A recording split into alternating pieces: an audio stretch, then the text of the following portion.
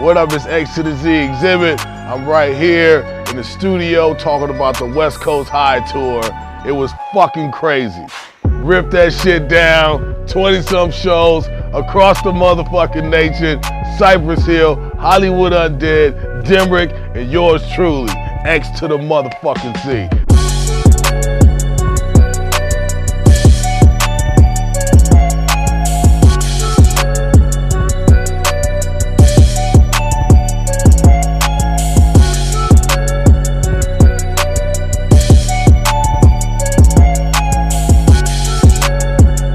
The West Coast High Tour was amazing because I was out there with my friends. This is my first time meeting and hanging out with Hollywood Undead, so it was good meeting those guys and seeing how down to earth they are and how hardworking and consistent. For me, it was a big family vibe and a great opportunity to go out there and just smash the stage with a bunch of people that I looked up to, a bunch of bands that are like family to me. So it's like fucking family reunion, bro. West Coast High Tour is the first tour that Hollywood Undead has done that's like a hip-hop tour. We're always touring with metal bands, and we're not a metal band. We have a lot of hip-hop elements in our music and have been inspired by a lot of other hip-hop artists, so now we're touring with some of those artists. The West Coast High Tour is about kind of, I think, bringing the California lifestyle to the rest of the U.S. and kind of showing how we live and the kind of music we listen to and bringing our culture to other parts of the country. Overall fun party / smoke fest. Demrick's coming on our bus lit. You know, you got Sad and Be Real smoking every night. Xzibit's always a good time. Oh, what? I brought my little chunti with me, dude. Here. That's a little leñito. Yeah, it is a little. It works I need alright. a lighter though. Let me light this thing. Let me join the party, dude. Come on. What do we got here? It's a cake full of money. Oh, dude. Oh, that's tight. Dude, there's a ball in there, bro. A cake wasn't good enough, so a cake packed with a ball Yeah. that you could actually smoke out of and eat at the same time. Dude, We that thought is was bitchin'. Right on. for you guys. So thank you guys so much for an amazing tour. It's Oh, been a thank you. pleasure. It's been our... That is a smoke.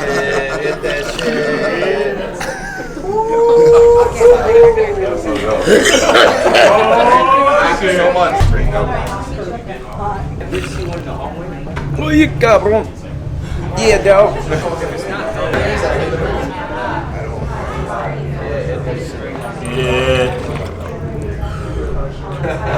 I was never a big baller. Sometimes the energy of the crowd feeds the energy of the artist, and vice versa.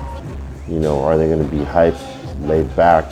You know, because that always rolls through I think, through most artists' mind. Is it going to be a live crowd? You know, before the show, it's actually really calm. You know what I mean?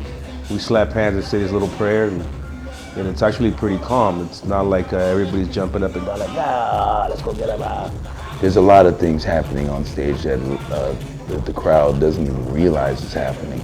It's just about being focused and knowing that all of us are on the same page, you know, and our chemistry is together. And then when it's time to go on, you know, it just clicks on. You know, it's time to go to work and enjoy the work that we do.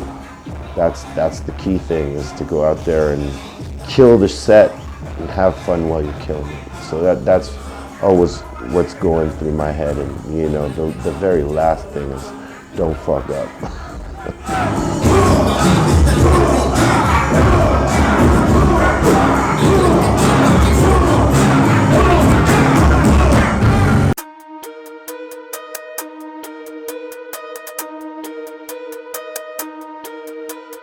When you're on tour, you're moving from city to city pretty much every day. A lot of people are like, oh man, that's so cool. You get to travel, you get to see so much of the country, so much of the world. In a sense, yeah, we do kind of get to see a lot of the world and the cities and stuff, but for the most part, it's not very much time. You gotta be really quick if you wanna get out and get back on time before stage or whatever. So, you know, we're driving at night. The bus travels at night. We wake up the next morning, we're in the city that we're gonna play, but after that show, we gotta pack up, hit the road, and get to the next city by the next morning. So it's a lot of travel, it's a lot of get your shit and let's get the fuck out of here, man. What's Xzibit's favorite truck stop food? Fuck, man. You stay away from the hot dogs on the roller things. Stay away from those. You know what I'm saying? It's like people get to reach over that type of shit. You know? So you gotta get the shit that's in the glass. You know, the go-to thing was the wings and the chimichangas. The chimichangas was all right, especially when you put the little packaged hot sauce on it. You know what I'm saying? Those things were go-to. They were key to survival. Also, there was so much. Well, let me back it up a little bit, because I was on the road with Demrick, and Demrick and Hopper, because I was part of, you know, like coming out on their set.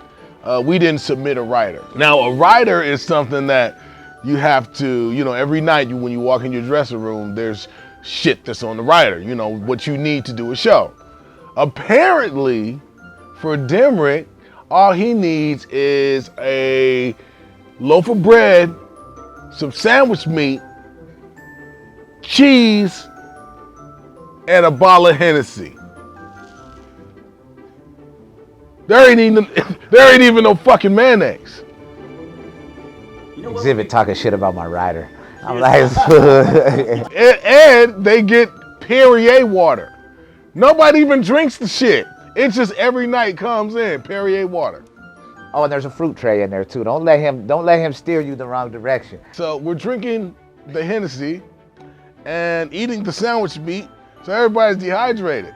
So Gatorade is like currency on the bus. He has a fucking Hennessy tattoo. Get this on camera. Xzibit, talking shit about drinking Hennessy. What's up with the tattoo, playboy? You got that handy tat. You know, you put your time in there, man. Put that bottle down and you acting like, you know, it ain't part of the repertoire anymore. You go to the studio, he got a little bottle there. He might not sip out of it. He drinking Don Julio 1942 now, or Grey Goose. You know, may want to drink Grey Goose and cranberry before they go on stage and rap. Nah.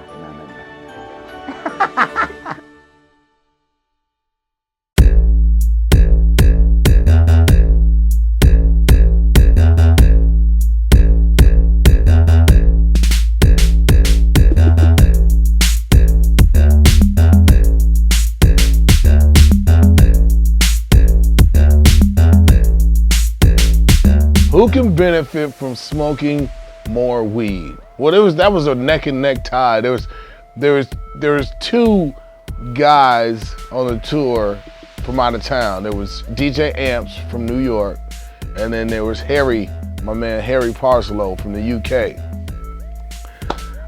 Both of those guys were, you know, they were too busy. They were just too busy, you know? The idle mind is a, you know, dangerous thing. So, yeah, they could have chilled out a little bit. I'm not gonna go into detail, but both them niggas could have smoked a little more weed and chilled the fuck out. Now, you know, he's high strung, you know, he likes to get faded, you know, the little young 21, you know, sipping, dipping, and tripping. Nah, because if it just sounds like I'm talking shit. If it's anyone, I got a list of people, man. I'd like to see Jamie, our lighting guy, smoke more weed. I'd like to see our tour manager, Jack, smoke more weed. I'd like to see Johnny Three Tears especially smoke more weed. And yeah, that's my top three. Johnny, Jack, Jamie. 3 J's having a J, but more often. Who needs to smoke more? Oh, I think the general consensus would be Aton.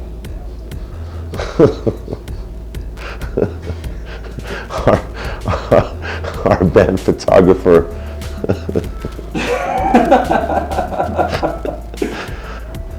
He's getting his weed chops up though.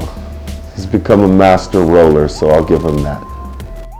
Maybe you, Brian. You could probably go for a little J here and there, dude. Maybe. Just a hit or two. You need to fucking chill, bro. It'll make your creativity go through the roof, dude. You think your edits are dope now? Just wait.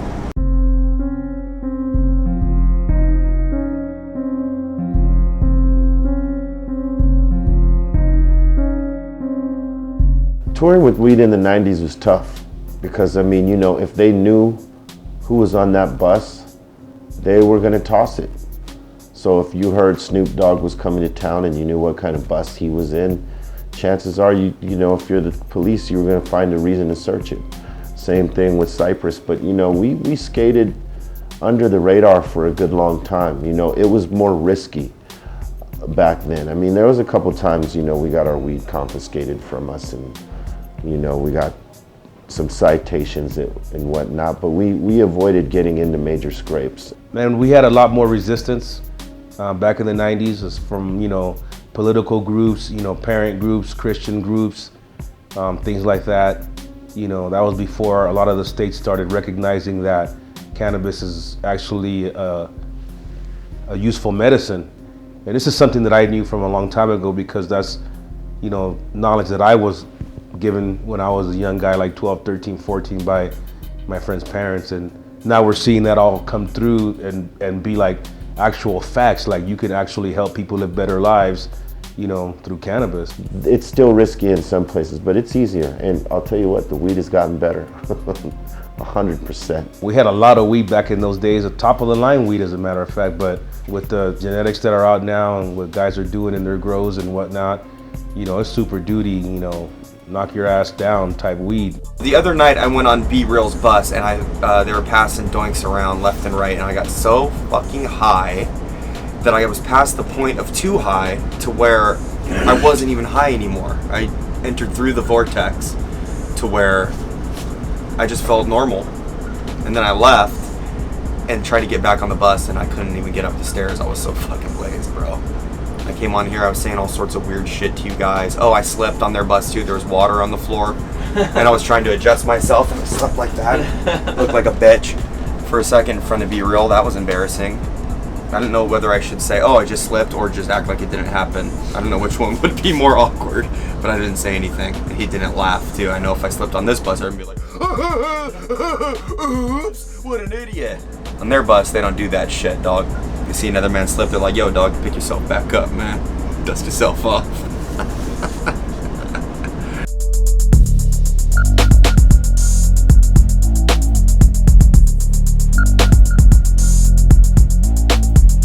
All of us grew up listening to Cypress Hill, listening to Xzibit, and it's kind of one of those cool bucket list moments. You know, there's been a few in our career that I was like, you know, I really couldn't believe that we were doing it. You have this mixture of some really raw hip hop with some really raw, you know, heavier music. And then you got what we do, which is a combination of all that. The thing is that everybody's bringing a different energy, bringing a different vibe and playing tight and just killing the shows. And we've been having fun. We've been smoking out. People been having fun. It's a West Coast fucking high tour. You know, it speaks for itself. Ooh, yeah! Yeah, bitch!